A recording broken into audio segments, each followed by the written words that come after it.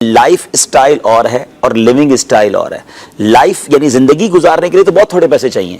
اب دنیا کو دکھانے کے لیے اور دنیا والوں کے ساتھ کمپیٹ کرنے کے لیے بہت زیادہ پیسے چاہیے, اور جس کی وجہ سے وہی آپ نے کہا کہ مقروض بھی ہو جاتے ہیں, پھر اس میں ٹینشن میں بھی رہتے ہیں. تو یہ نہ کریں. آپ دیکھیں کہ آپ کے لیے کیا ضروری ہے, آپ اس پر خرچ کریں, اپنی صحت پر خرچ کریں, اپنے کھانے پینے پہ خرچ کریں, لیکن لوگوں کو دکھانے کے لیے بعض اوقات بہت زیادہ خرچ ہو رہا ہوتا ہے. تو لگژریز بہت زیادہ ہم نے ایڈ کر لی, اور مطلب ایک کہتے ہیں قدرتی طور پہ پریکٹیکل بھی تو ہو گیا نا. وہ جو 6 مہینے گزرے, 4 مہینے گھروں میں گزرے, بلکہ اب بھی کئی لوگ گزار رہے ہیں. اب دیکھیں عید والے دنوں میں بھی کپڑوں کی وہ لوڑ نہیں تھی, وہ مارا ماری نہیں تھی. یعنی نئے کپڑے کئیوں نے نہیں سلوائے, اچھا سلوائے بھی تو نارمل سلوا لیے, کیونکہ اب کس کو دکھائیں گے.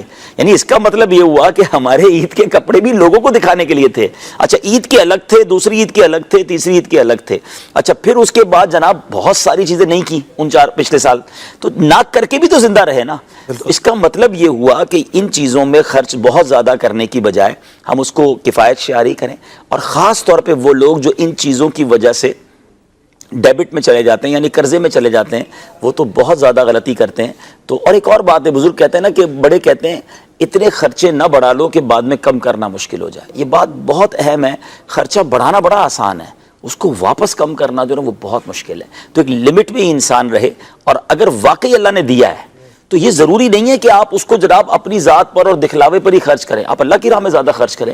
اشفاق بھائی, آج کل تو ہم لوگوں سے مل رہے ہیں نا, ماشاءاللہ دیکھ کے حیران ہو جاتے ہیں کہ انہوں نے ایک لمٹ کے اندر اپنا خرچہ رکھا ہے گھر کا, لیکن جب وہ اللہ کی راہ میں دیتے ہیں تو کمال دیتے ہیں نا. تو سمجھ آتا ہے کہ یار انہوں نے اپنی زندگی میں لگژریز پر, دکھلاوے پر, شوشا پر خرچ نہیں کیا, مگر ماشاءاللہ کماتے اچھا ہیں. تو ان کا یہ ذہن بن گیا ہے کہ یار اللہ کی راہ میں خرچ کرو تاکہ آخرت کا خزانہ جمع ہو. تو یہ ایک اچھا طریقہ ہے انویسٹمنٹ کا کہ بندہ ان چیزوں پہ ضائع کرنے کی بجائے وہاں دے دے. تو بعض اوقات تو بس دکھلاوے کے چکر میں ایک جگہ گیا, میں اب کیا بتاؤں آپ کو, میں آج تک نہیں بھولا. یو ای میں ایک جگہ تھا, ایک صاحب کا شو روم تھا, وہ واش رومز اور یہ باتھ روم کی جو ایسیسریز ہیں اس پہ کام کرتے تھے.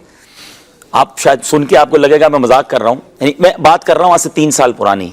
آج اب تو کیا ریٹ ہوگا مجھے نہیں پتا. ایک باتھ روم سیٹ میں نے دیکھا ہے پاکستانی 5 کروڑ روپے کا, 4 کروڑ روپے کا. سونا لگا ہوا تھا. بالکل یہی میں کہنے والا تھا کہ سونے کے نل تھے, پلیٹینیم کی ٹائلز تھیں, اور ایک تو کموڈ ایسا تھا جس پر سونے کا پانی چڑھا ہوا ہے. میں نے بتایا اس چیز پر بھی آپ لاکھوں روپے خرچ کر رہے ہیں. تو اب جو سوچیں, میں نے ان کو کہا کون لیتا ہے, کہہ رہا آپ کی سوچ ہے. اتنا پیسہ ہے لوگوں کے پاس, اور آپ کے ملک سے لوگ آ کر لے جاتے ہیں, غریب ملکوں والے لوگ آتے ہیں جو جن ملکوں کے بارے میں غریب کہا جاتا ہے, لیکن اتنا پیسہ وہ کہتے ہیں اتنے پیسے خرچ کدھر کریں آپ بتائیں. تو ہم ان کو بتاتے ہیں, لے جاتے ہیں. میں نے واشنگ ٹب دیکھے جس میں بیٹھ کے لوگ نہاتے ہیں, 1-1.5 کروڑ 2 کروڑ کے تو کتنے سارے وہاں پر تھے.